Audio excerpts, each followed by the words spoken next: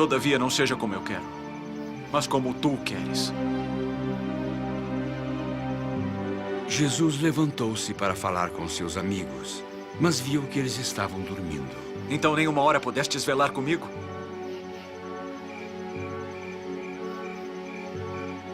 O espírito está pronto, mas a carne é fraca. Sentindo-se abandonado e sozinho, Jesus afastou-se uma segunda vez.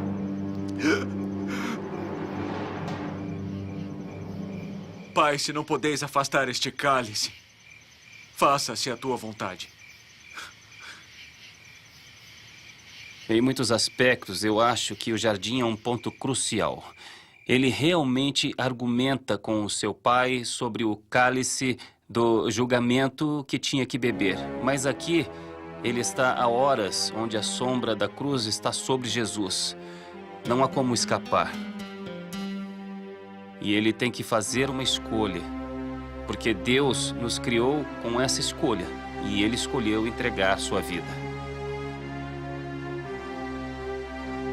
Os estudiosos concordam que o único jeito de Jesus sobreviver da humilhação e do julgamento religioso e do tratamento brutal que ele recebeu das mãos dos romanos e judeus era a aceitação do sacrifício pessoal.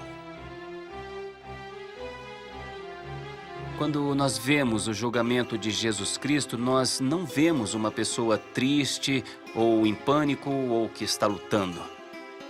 Mas vemos uma pessoa no controle do seu destino.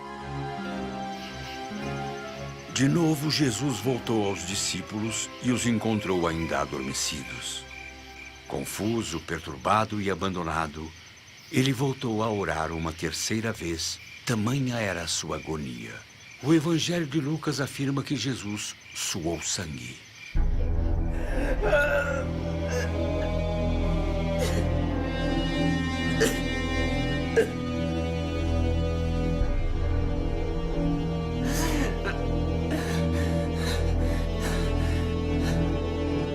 Há uma doença que causa o sangramento pelas glândulas sudoríparas e é chamada hematidrose, causada por pressão psicológica.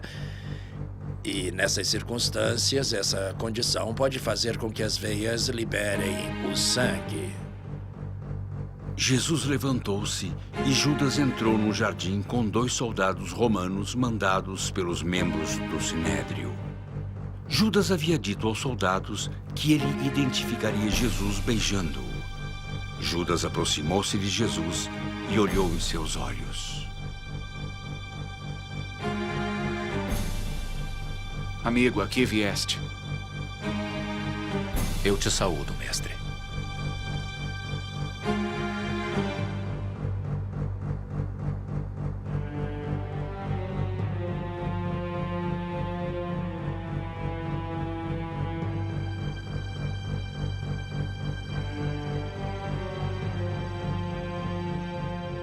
Judas, com um beijo me traís. Este é o homem. Os soldados seguraram Jesus com força e o prenderam como se fosse um criminoso. Os guardas levaram Jesus à casa de Caifás para o julgamento que se deu à noite, onde os membros do Sinédrio buscavam falsos testemunhos contra ele. Este homem disse: eu posso derrubar o templo de Deus e reedificá-lo em 3 dias. Não respondes coisa alguma ao que estes depõem contra ti? E Jesus permanecia em silêncio. Conjuro-te, pelo Deus vivo, que nos diga se tu és Cristo, o Filho de Deus ou não. Se eu vos disser, não acreditarás em mim. Tu estás a blasfemar. Ouvistes agora a blasfêmia. O que vos parece? É de morte!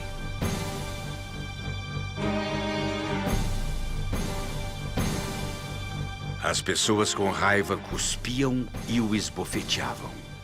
Essas foram as mesmas pessoas que deram as boas-vindas em Jerusalém 4 dias antes. Os fariseus estavam satisfeitos por seu plano ter dado certo. A seguir, foram a Pôncio Pilatos, o governador. Pôncio Pilatos é um personagem interessante. Ele é alguém que nos fornece informações fundamentais historicamente. Em 1961, um arqueólogo italiano descobriu uma pedra que fazia parte de uma escada do século IV. Mas quando viraram a pedra, fizeram uma descoberta impressionante. Descobriram que a pedra havia sido reutilizada e que, na verdade, ela era do primeiro século. Ela fazia parte de uma dedicatória inscrita num templo construído pelo imperador Tibério. A primeira palavra que decifraram foi Tibério.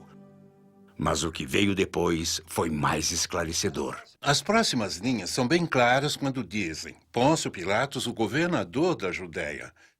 Seria como apertar a mão dele e dizer: você é Pôncio Pilatos e quem ouvi falar. Logo de manhã, os fariseus levaram Jesus para ver Pôncio Pilatos e fizeram afirmações contra ele. És tu o rei dos judeus? Tu o dizes. Não é o rei. Esse não é o rei dos judeus. Não ouves quando testificam contra ti?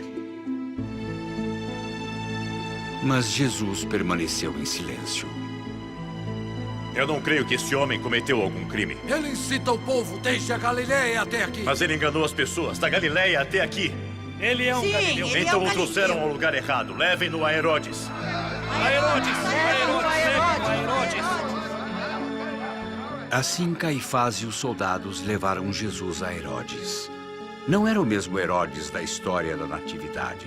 Era um de seus muitos filhos que era um monarca menor.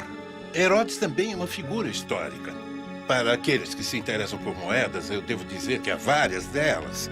São raras agora, mas sempre eram encontradas na Galileia. Normalmente desgastadas, mas onde podíamos ler claramente Herodes Antipas, Herodes o Tetrarca. E aparece o ano em que foram cunhadas. Algumas foram cunhadas no mesmo ano do julgamento de Jesus, como lemos na Bíblia. Como Herodes também estava em Jerusalém na época, a jornada para levar Jesus até o rei foi curta.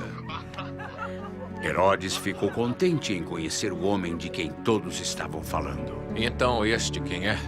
Este é Jesus de Nazaré e ele se diz rei dos judeus. Então tu és Jesus, o Cristo. Eu desejava muito conhecê-lo. Dizem que tu és um milagreiro. Vamos, impressione-me. E novamente Jesus permaneceu em silêncio. Herodes continuou a provocar Jesus para que ele dissesse algo que o incriminasse. Mas ele não pronunciou uma única palavra. Herodes achava divertido o silêncio de Jesus, até que o sumo sacerdote Caifás interrompeu. Este homem é culpado de blasfêmia e deve ser condenado à morte. Este dever é vosso. Não fale sobre o dever. E não julgues o que penso. Este homem não tem nada a me dizer. Leve-no daqui. Mas, meu senhor... Não ouse me contradizer. Fora, todos vocês. O Sinédrio não teve escolha a não ser levar Jesus de volta a Pilatos. Suas próprias leis os impediam de matar um homem. Não é preciso dizer que Pilatos não estava feliz por ver Jesus novamente. Ele disse à multidão zangada que não encontrara culpa em Jesus. E como Herodes também o considerara inocente de qualquer crime que merecesse a morte, ele ia libertá-lo. Pilatos estava ansioso para manter a paz. E enquanto ele pensava em seu próximo passo, sua esposa se aproximou.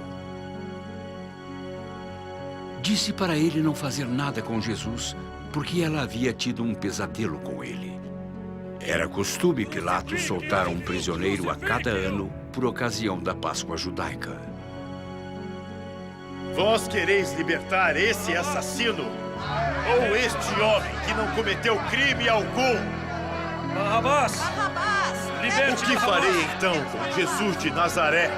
Crucifique-o! Crucifique-o! Pilatos viu que não havia como persuadir a multidão. Ele pediu uma bacia de água e lavou as mãos diante da desordem para salvar sua carreira política. Estou inocente do sangue desse justo. Considerai isso. Que o seu sangue caia sobre nós e sobre nossos filhos! Assim, Jesus foi açoitado como era a rotina romana antes da crucificação.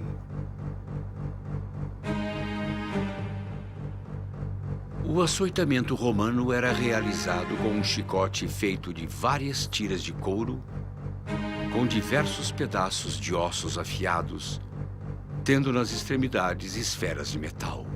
As esferas de metal causavam hematomas profundos na carne e os ossos cortavam a carne, assim conseguiam a combinação de hematomas e feridas. A lei romana permitia no máximo 39 chicotadas, mas frequentemente os guardas eram tão instigados a continuarem que algumas vítimas morriam antes de chegarem à cruz. Primeiro, as contusões e ferimentos causados pelo chicote afetariam os pulmões, causando perfurações. Outra coisa importante que aconteceria seria que, por causa dos ferimentos e lacerações, a carne seria estraçalhada pelo chicote, o que resultaria em sangramento abundante. Um homem adulto e saudável com mais ou menos 80 quilos tem de 4 a 5 litros e meio de sangue. A quantidade de sangue que Jesus perdeu durante a tortura foi de 1 a 2 litros e meio. Isso causou uma queda em sua pressão arterial, o que faria ele desmaiar quando ficasse em pé, o que chamamos de hipotensão, devido à perda de sangue. Também é chamado de choque hipovolêmico ou choque cardiovascular. Os rins também param de funcionar, o que manteria o volume de sangue e daria a sensação de sede. Isso explicaria porque ele disse quando estava na cruz, tenho sede. Depois de açoitá-lo, os soldados colocaram uma coroa de espinhos sobre a cabeça de Jesus para zombar dele. Were you there when they crucified? Então o levaram ao topo do Calvário, empurrando-o e chutando-o, enquanto ele se esforçava para carregar a própria cruz. O lugar dessa execução deprimente é famoso pelo apelido o Gólgota, ou local da caveira.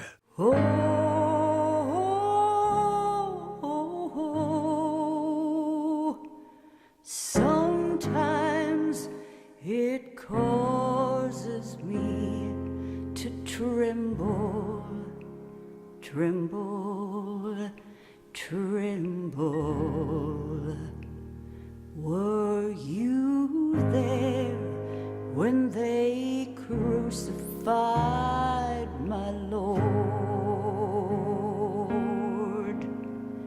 Were you there when they crucified my Lord? Were you there when they crucified my Lord? Oh,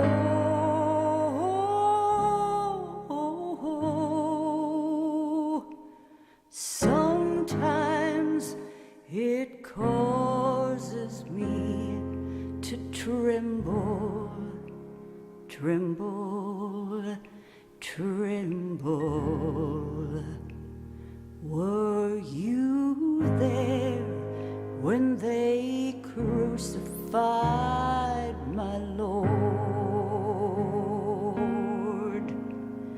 Were you there when they nailed him to the tree? Well, were you there when they nailed him to the tree?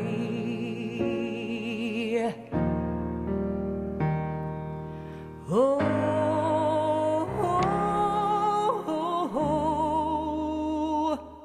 sometimes it causes me to tremble, tremble, tremble.